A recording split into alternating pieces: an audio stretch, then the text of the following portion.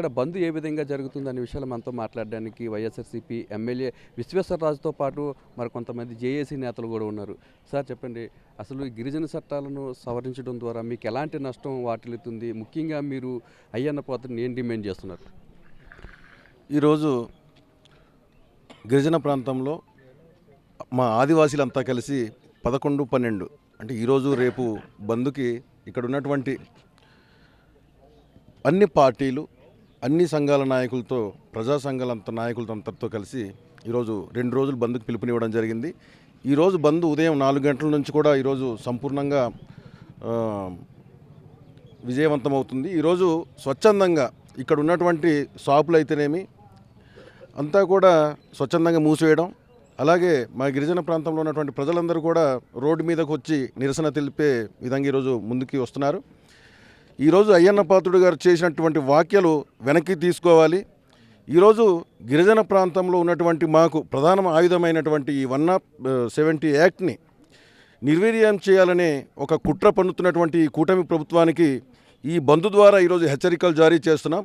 ఈరోజు కేవలం ఈ బంద్తోనే సరిపెట్టాం. రేపు రానున్న కాలంలో ఈ కూటమి ప్రభుత్వం ఇలాంటి చర్యలకు పాల్పడినట్లయితే, ఇక్కడ ఉన్నటువంటి మా చట్టాలకి ఏమాత్రం విఘాతం కల్పించినట్లయితే ఖచ్చితంగా మేము పోరాటాన్ని మరింత ఉధృతం చేస్తాం. రానున్న కాలంలో ఖచ్చితంగా మూల్యం చెల్లించుకోవాల్సిన పరిస్థితి ఈ కూటమి ప్రభుత్వానికి ఏర్పడుతుందని చెప్పేసి ఈ సందర్భంగా తెలియజేస్తున్నాం. సార్, ఎటువంటి నష్టం జరుగుతుంది చట్టాలను సవరిస్తే? ఈ గిరిజనులకు రాజ్యాంగం ప్రసాదించిన హక్కు ఈ 1/70 అనేది.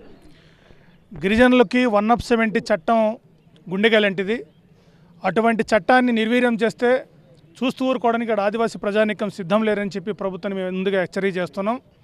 అయ్యన్న పాత్రుడు గారు చేసిన వ్యాఖ్యల మీద రాష్ట్ర ప్రభుత్వం స్పష్టమైన వైఖరిని తను ప్రకటించాలి. ఇది అయ్యన్న పాత్రుడు గారి వ్యక్తిగత అభిప్రాయం అయితే ఆదివాసీ మనోభావాల్ని కించపరిచారు కాబట్టి క్షమాపణ చెప్పాలని చెప్పి మేము డిమాండ్ చేస్తున్నాం. లేదు ప్రభుత్వ వైఖరి అనుకుంటే స్పష్టత చేయాలని చెప్పి మేము ప్రభుత్వానికి ఈ సందర్భంగా విజ్ఞప్తి చేస్తున్నాం. అయితే 1/70 చట్టాన్ని ప్రభుత్వమే పూర్తిగా ఉల్లంఘన చేస్తుంది. మనం చూస్తున్నాం, గతంలో బాక్సైట్ విషయంలో నిమ్మలపాడు మైనింగ్ టాటా బిర్లా కంపెనీకి గత చంద్రబాబు ప్రభుత్వం 97లో కట్టబెట్టినప్పుడే సుప్రీంకోర్టు స్పష్టంగా చెప్పింది. రాష్ట్ర ప్రభుత్వం also non tribe in scheduled area అని చెప్పి స్పష్టంగా సుప్రీంకోర్టు చెప్పింది. అయినా అదే ప్రభుత్వం, చంద్రబాబు ప్రభుత్వం మళ్ళీ ఈ 170ని వివాదంలో తీసుకొచ్చి గిరిజనులు భయభ్రాంతులకు గురి చేయడం అనేది చాలా తీవ్రంగా మేము ఖండిస్తున్నాం. ఈరోజు చలి, తీవ్రమైన మంచు ఉన్న ఆదివాసీ ప్రజానీకం వాటిని లెక్క చేయకుండా రాష్ట్ర వ్యాప్తంగా ఈరోజు మన్యం బంద్ను జయప్రదం చేస్తున్న నేపథ్యంలో రాష్ట్ర ప్రభుత్వం తక్షణమే స్పందించి స్పష్టమైన వైఖరి ప్రకటించాలి. ఆదివాసీ ప్రజానీకం గుండెలు మండి ఈరోజు తీవ్రంగా నిరసన తెలియజేస్తుంటే, మరోపక్క హైడ్రో పవర్ ప్రాజెక్టు పేరుతో అనంతగిరిలో ఉన్న 2 హైడ్రో పవర్ ప్రాజెక్టుని ఇటీవల కాలం ప్రైవేట్ వ్యక్తులు కట్టబెడుతూ కేబినెట్ కూడా ఆమోదం తెలిపింది. దీన్ని కూడా మేము తీవ్రంగా ఖండిస్తున్నామని చెప్పి విజ్ఞప్తి చేస్తున్నాం.